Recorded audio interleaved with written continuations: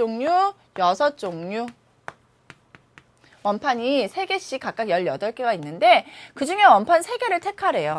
택해서 원판의 중심이 일치하도록 쌌는데 이렇게 나와 있습니다.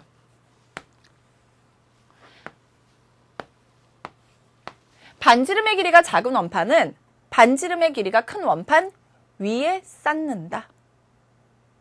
뭐예요? 원판 2개가 있잖아요. 무조건 반지름의 길이가 큰 것은 밑에, 반지름의 길이가 작은 것은 위에 쌓는다라는 거예요. 미리 뭐를 준 겁니까? 미리 순서를 줘버렸습니다.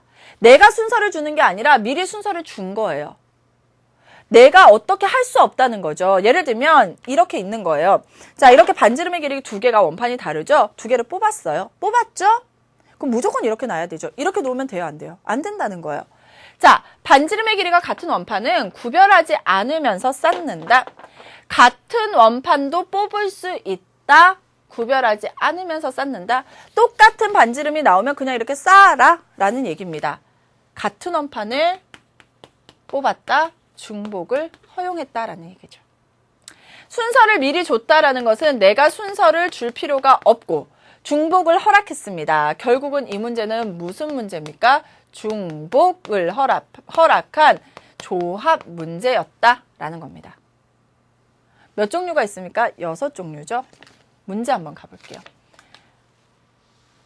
반지름의 길이가 같은 2개의 원판과 반지름의 길이가 작은 1개의 원판을 규칙에 따라 쌓은 예이다라고 했습니다. 자, 중복을 허락해서 2개 뽑았고요. 하나를 다른 걸 뽑았어요. 뽑고 나면 무조건 이렇게 쌓아야 되죠. 다른 방법 있습니까? 가운데 들어가면 돼요? 안 돼요? 안 된다라는 거예요. 순서를 미리 줬기 때문에 나는 굳이 순서를 줄 필요가 없고 똑같은 거는 2개 뽑아도 되니까 중복은 허락해도 돼. 몇 개를 뽑았습니까? 3개를 뽑는 방법입니다. 6종류에서 중복을 허락해서 3가지를 뽑는 방법 어떻게 됩니까? 6 플러스 3 마이너스 1 컨비네이션 3이 나오게 되겠죠? 따라서 얼마예요? 8 컨비네이션 3이네요. 8 곱하기 7 곱하기 6에다가 3 곱하기 2 곱하기 1 약분되죠? 그래서 정답은 모두 56가지가 나오게 되는 겁니다.